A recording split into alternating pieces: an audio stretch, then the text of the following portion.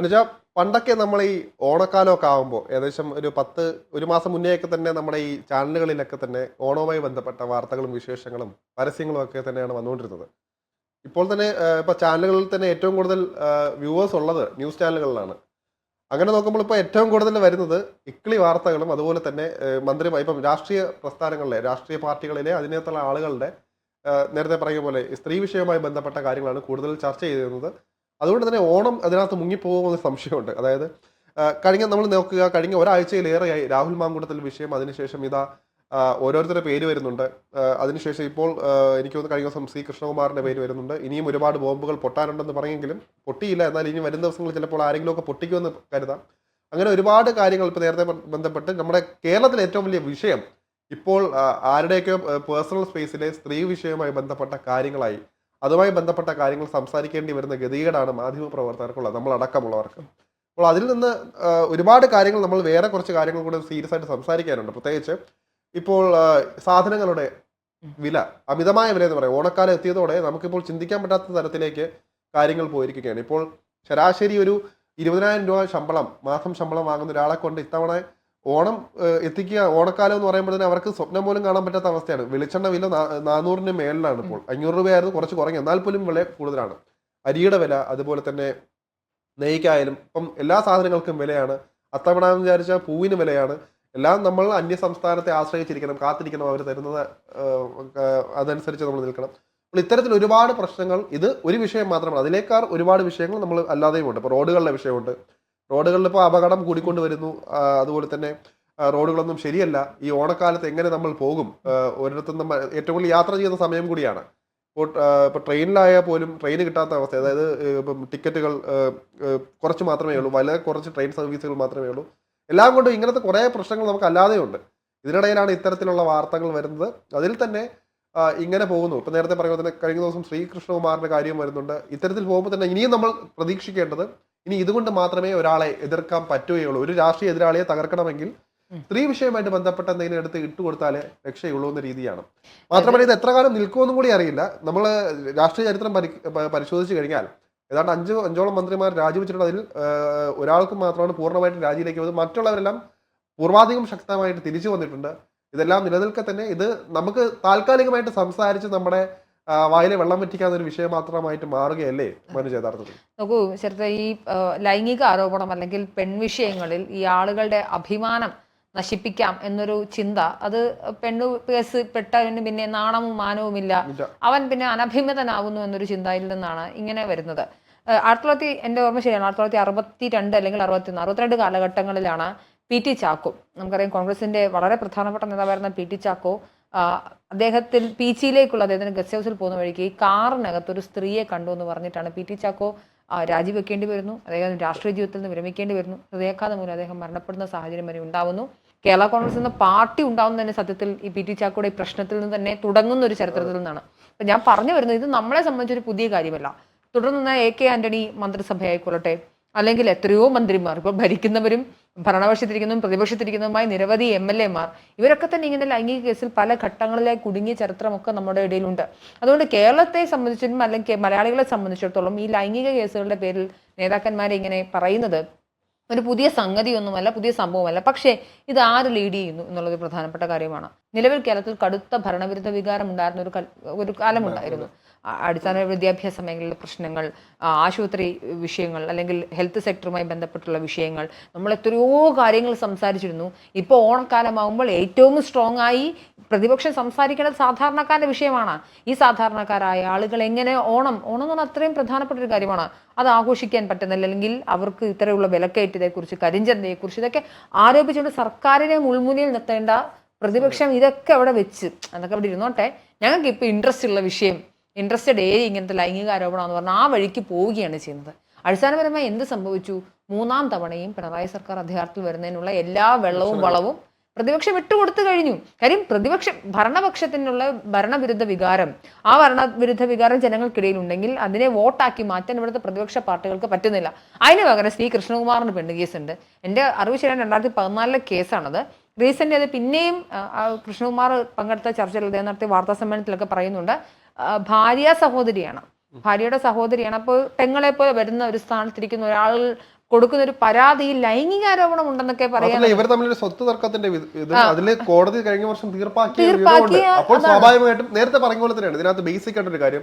ഒരു സ്ത്രീ വിചാരിച്ചു കഴിഞ്ഞാൽ എന്തും നടക്കും. ഞാൻ എല്ലാവരെയും കുറ്റപ്പെടുത്തുന്നതല്ല. ഇപ്പോൾ ഞാൻ പറയുകയാണ്, ഇപ്പോൾ മനുജയ്ക്ക് തന്നെ, മനുജ അങ്ങനെ ചെയ്യണമെന്നല്ല പറയുന്നത്. ഇപ്പോൾ ഒരാൾക്ക് പേഴ്സണലി ഒരു ദേഷ്യം ഉണ്ടെങ്കിൽ ഒരു ആരോപണം ഉന്നയിച്ചാൽ മാത്രം മതി, തീർന്നു. അയാളുടെ കാര്യങ്ങൾ അടപടലം തീർന്നു എന്ന് തന്നെയാണ് അതിന്റെ അർത്ഥം. അപ്പോൾ അങ്ങനെ വരുമ്പോഴത്തേക്കാണ് ഈ ഒരു കാര്യം ഇതിനെ നമ്മൾ ഈ ഒരു വിശ്വാസ്യതയെ തന്നെ ചോദ്യം ചെയ്യുന്ന രീതിയിൽ.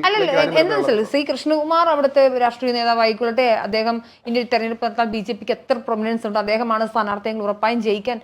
രാഹുൽ മാങ്കൂട്ടത്തിൽ പരാജയപ്പെടും തന്നെ വിചാരിച്ചൊരു ഘട്ടമുണ്ടായിരുന്നു. ഇലക്ഷൻ പോളിംഗിന്റെ സമയത്തെല്ലാം നമ്മൾ വോട്ടെണ്ണുന്ന സമയത്ത് കൃഷ്ണകുമാർ ടൈറ്റ് കോമ്പറ്റീഷൻ ആണ്. അവസാന ഘട്ടത്തിൽ മാത്രമാണ് രാഹുൽ പിടിച്ചു കയറുന്നതും പിന്നീട് ജയിക്കുന്നതും, അത് വ്യക്തമായ ഭൂരിപക്ഷത്തോടെ ജയിക്കുന്നതും അതൊക്കെ അക്സെപ്റ്റബിൾ ആണ്. പക്ഷേ കൃഷ്ണകുമാറിനെതിരെ ഇങ്ങനെ ഒരു കേവലം, അത് ഞാൻ മനസ്സിലാക്കുന്നത്, ഞാനും ഇന്നലെ ആഷിക്കും കൂടെ ഫോക്കസ് ഔട്ടിലിരുന്നപ്പോൾ ഞങ്ങൾ സംസാരിച്ചിരുന്നു, ഈ സന്ദീപ് പറയുന്നത് കേട്ടിട്ടൊക്കെയാണ്, ഏജന്റ് സന്ദീപ് എന്നാണ് നമ്മൾ പറയുന്നത്. അതായത് ഈ സന്ദീപ് പറയുന്നത് കേട്ടിട്ടാണ് ഇങ്ങനത്തെ വിഷയങ്ങളിൽ അത് എത്രയോ ഉത്തരവാദിത്തപ്പെട്ട, അതായത് നമുക്കൊരു പ്രൈം മിനിസ്റ്റർ ഉണ്ടെങ്കിൽ അത് നമുക്ക് പ്രതിപക്ഷ നേതാവ് ഷാഡോ പ്രൈം മിനിസ്റ്റർ എന്ന പോലെ തന്നെയാണ്.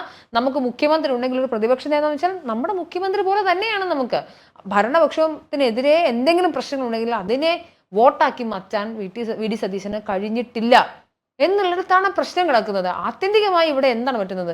ജനങ്ങൾ മണ്ടന്മാരാവുകയല്ലേ ശരത് ചെയ്യുന്നത്. ഇപ്പൊ എനിക്കും ശരത്തിനും ഉൾപ്പെടെയുള്ള നമ്മളെപ്പോലുള്ള, ഞാനൊരു സാധാരണക്കാരാണ്, നമ്മളൊക്കെ സാധാരണക്കാരായിട്ടുള്ള ആളുകളാണ്. നമ്മളെ സംബന്ധിച്ചിടത്തോളം ഡെയിലി ലൈഫിൽ ഉണ്ടാകുന്ന ഓരോ പ്രതിസന്ധികൾ, പ്രശ്നങ്ങൾ വയനാട്ടിലെ ജനങ്ങൾക്ക് ഇതുവരെ ഒരു വർഷത്തിന് മുകളിലേക്ക് വരുന്നു. അവർക്ക് ഈ പറഞ്ഞ പോലെ അവരുടെ ആശ്വാസം കിട്ടിയിട്ടില്ല, അവർക്ക് വീട് കിട്ടിയിട്ടില്ല. ഞാൻ പറഞ്ഞ വയനാട് മുതൽ തുടങ്ങിയാൽ തിരുവനന്തപുരം വരെ എത്തി നിൽക്കുമ്പോൾ എത്രയോ പ്രശ്നങ്ങൾ അഡ്രസ്സ് ചെയ്യാനുണ്ട്. അവയൊന്നും അഡ്രസ്സ് ചെയ്യാതെ കേവലം പെണ്ണ് കേസ്, ഞാൻ ഈ കേവലം എന്ന് വാക്ക് ഉപയോഗിക്കുമ്പോൾ ചിലപ്പോൾ അത് തോന്നും, അപ്പൊ എന്താ പെണ്ണ് കേസ് അല്ലേ, അല്ലെങ്കിൽ എന്താ സ്ത്രീകൾക്കുണ്ടാകുന്ന പ്രശ്നമല്ലേ? തീർച്ചയായും ആണ്.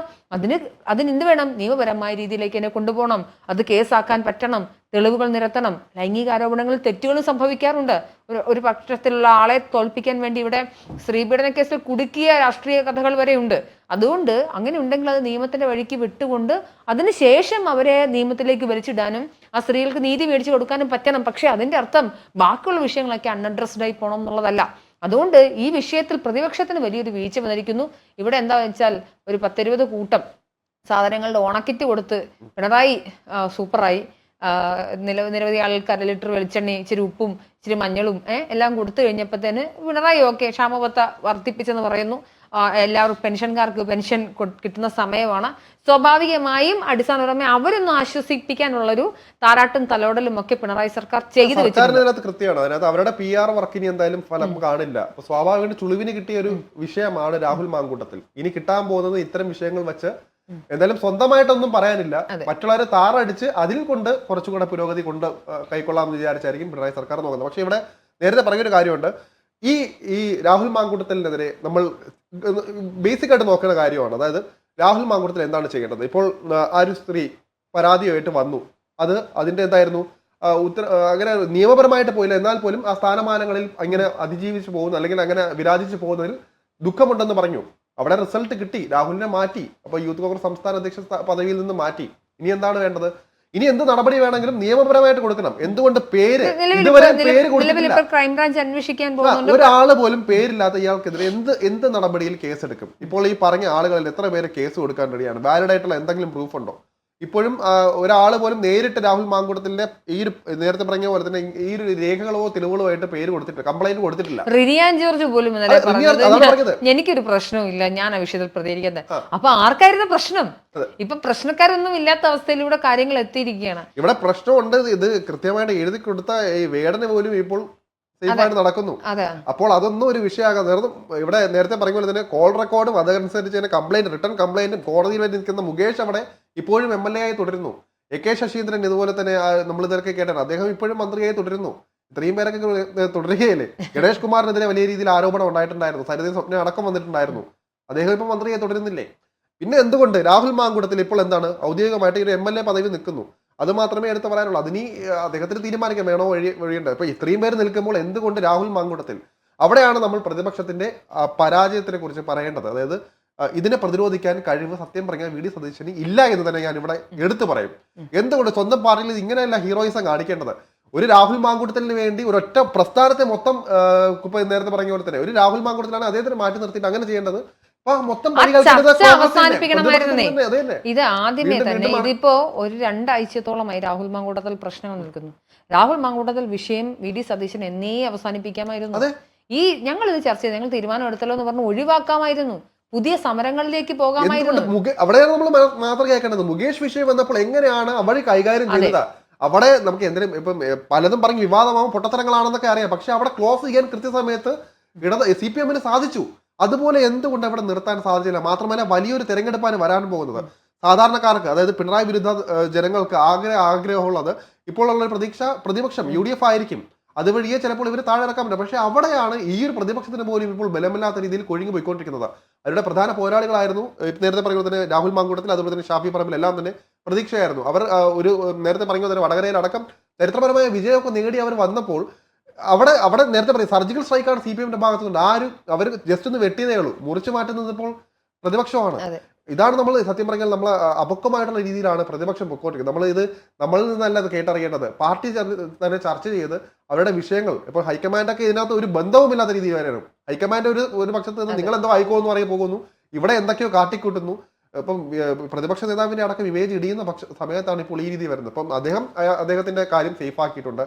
ചരിത്രപരമായ നടപടി എടുത്തു.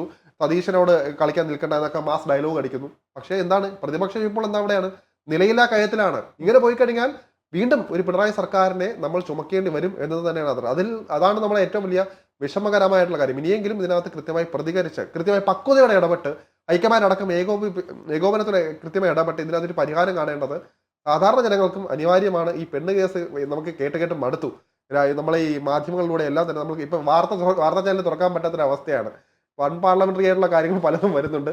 അപ്പോൾ അതുകൊണ്ട് തന്നെ ഇനിയെങ്കിലും ഇതിനകത്ത് കൃത്യമായ ഇടപെടൽ ജനങ്ങളുടെ വിഷയങ്ങളിൽ കൂടി ഇടപെടുക. ജനങ്ങൾ വിഷയം കൂടെ വരുന്നത് ഓണക്കാലം വരുന്നത്. ഈ ഓണക്കാലം സത്യം പറഞ്ഞാൽ ഇക്കിളി കഥകൾ മാത്രം വാങ്ങാതെ പഴയ കാലത്ത് പറയുന്ന മാവേലി തമ്പുരാന്റെ കഥയൊക്കെ പറഞ്ഞ് ഒരു മലയാളം ആകെ കിട്ടുന്ന ഒരു സമയം അപ്പോഴാണ്. മലയാളികളാണെന്ന് തിരിച്ചറിയുന്ന സമയമാണ് ഓണം എന്നുള്ളത്. അപ്പോൾ അത് ഇത്തരത്തിലുള്ള വാർത്തകളിൽ മുങ്ങിപ്പോകാതിരിക്കട്ടെ എന്നാണ് പറയാനുള്ളത്.